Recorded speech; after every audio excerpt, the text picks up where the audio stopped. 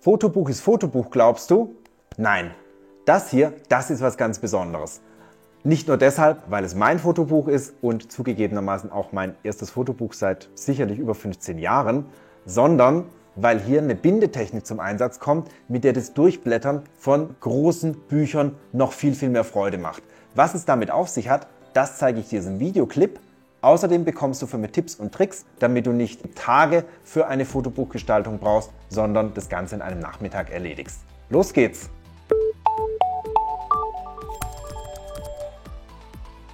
Fotocloud oder doch vielleicht Fotobuch? Bei mir hat sich die Frage ehrlich gesagt die letzten 15 Jahre gar nicht gestellt. Meine Bilder, die lagerten einfach in der Fotocloud. Vielleicht geht es vielen so. Fotobuch war für mich gar kein Thema.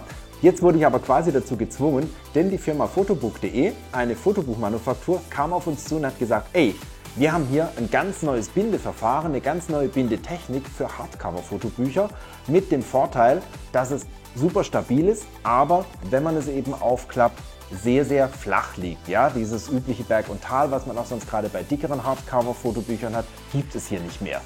Beeindruckt hat mich die Bildqualität bei den HD Premium Fotobüchern, die laut Fotobook.de übrigens europaweit einzigartig ist.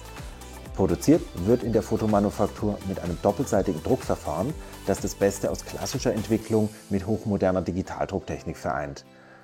Im Ergebnis satte Farben, ein riesiger Farbraum, tolle Kontraste und jedes Detail wird wirklich messerscharf abgebildet.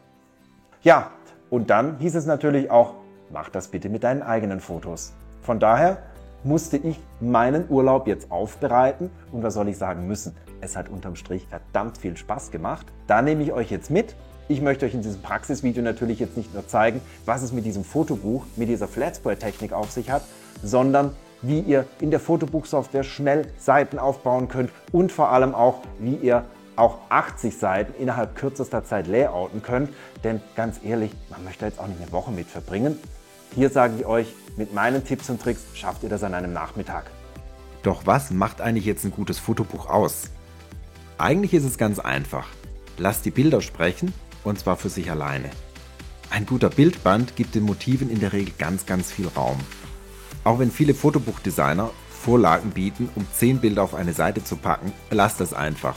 Das kostet zum einen Zeit und zum anderen, ein Fotobuch ist kein Wimmelbild.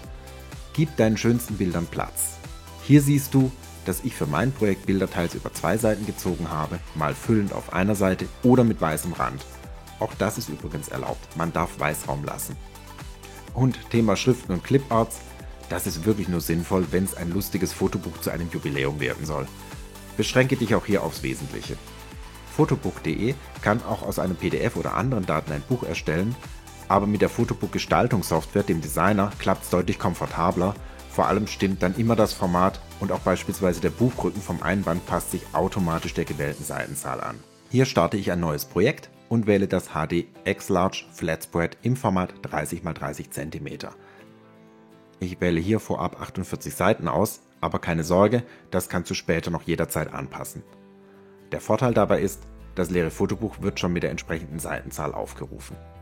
In den linken Bildbereich ziehst du jetzt vom Explorer oder Finder deine Bildauswahl hinein. Wie du siehst, gibt es auf den Seiten schon einige Bildplatzhalter als Vorgabe. Per Drag and Drop kommt dein Bild dann direkt auf die Seite. Die Platzhalter sind aber nicht in Stein gemeißelt. Du kannst aus dem unteren Bereich Seitenlayouts eine neue Platzhaltervorlage jederzeit auf deine Seite ziehen. Dein Motiv wird dann auch direkt angepasst. Per Doppelklick veränderst du außerdem den Bildausschnitt.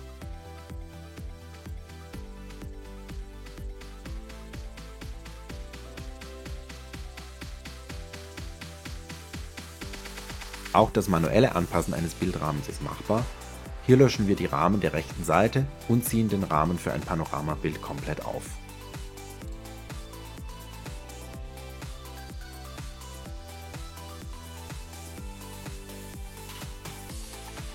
Super hilfreich bei umfangreichen Projekten ist der Bildzähler. Fotobook registriert ganz genau, wie häufig du ein Motiv in Verwendung hast. Sprich, du kannst sehen, ob deine Lieblingsbilder alle schon platziert sind oder vielleicht versehentlich sogar doppelt. Übrigens zum Thema mehr Bilder auf einer Seite. So strukturiert ist es, finde ich, noch okay.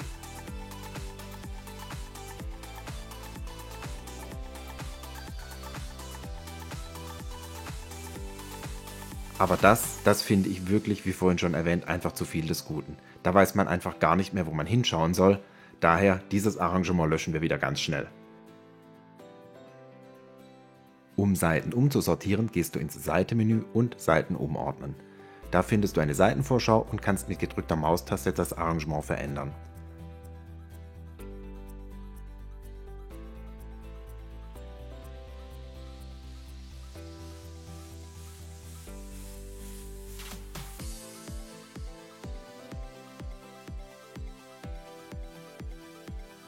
Auch das Hinzufügen von Seiten klappt über dieses Menü. Die Software passt übrigens automatisch die Stärke des Buchrückens an, falls erforderlich. Du musst dann selbst überprüfen, ob dein Bildarrangement auf den Titel noch passt.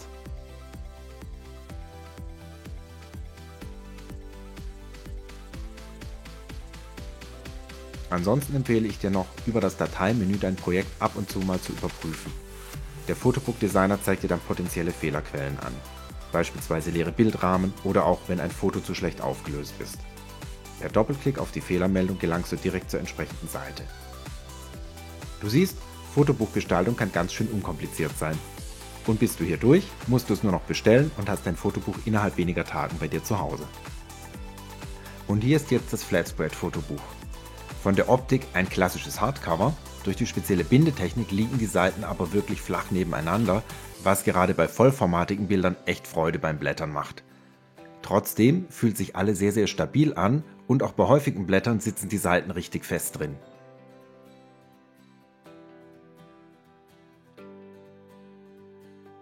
Noch eine Spur flacher geht's mit dem Lay Flat. Hier habe ich die Maximalanzahl von 96 Seiten ausgereizt. Letztlich ist es Geschmackssache und eine Frage des Seitenumfangs und zugegebenermaßen auch der Stabilität, für welche Version du dich entscheidest, sprich ob für Flatspread oder für Lay Flat. Das Flatspread, da kann man das Buch auch der Großfamilie mitsamt truppigen Kindern und Enkelkindern sorglos präsentieren und auch mal unbeaufsichtigt überlassen. Das Lay Flat, das ist da nicht ganz so widerstandsfähig und ein wenig empfindlicher. Ja, manchmal braucht es einfach einen Tritt in den Hintern und den habe ich ja entsprechend bekommen, da ich ja die Fotobücher gestalten musste. Und es ist tatsächlich ja nicht nur bei einem geblieben. Ich habe ja einmal meine letzte Reise mit dem Flatspread-Verfahren realisiert, aber dann hier auch noch mein Best-of der letzten Jahre Digitalfotografie mittlerweile hier verewigt. Das ist das Lay Flat, das eben ganz flach aufliegt. Und ja, mir hat es persönlich wahnsinnig Spaß gemacht, mich mit meinen Fotos zu beschäftigen. Es ist doch was ganz anderes, ob man die jetzt wirklich auf dem Cloud-Server gelagert hat und ab und zu mal anschaut oder ob man sie wirklich bewusst für ein Buch auswählt und danach auch wirklich gedruckt in Händen hält. Übrigens muss ich sagen, ich war überrascht, dass selbst Bilder von 2005 mit einer 8-Megapixel-Knipse doch noch wirklich extrem gut hier auch im Print wiedergegeben wird. Was ich sehr, sehr schön fand, ist der Kontakt mit fotobook.de, denn tatsächlich habe ich das Problem gehabt, ich habe dieses Buch abgeschickt und habe tatsächlich vergessen, 2 Seiten zu füllen. Das ist mir gerade, wo ich auf Bestellen gedrückt habe, dann aufgefallen. Kurzer Anruf und ich konnte meinen Auftrag nochmal abschicken. Du kommst da eben nicht zum Callcenter, sondern bei der Manufaktur direkt raus. Das fand ich sehr, sehr sympathisch. Ja, und was du sympathisch findest und vor allem, welche Art des Fotobooks dir am besten gefällt, das ist dir überlassen. Ich kann dir nur empfehlen, mach auf jeden Fall ein Fotobuch. Mach es einfach, auch wenn du dich vielleicht die letzten Jahre davor gedrückt hast, es lohnt sich.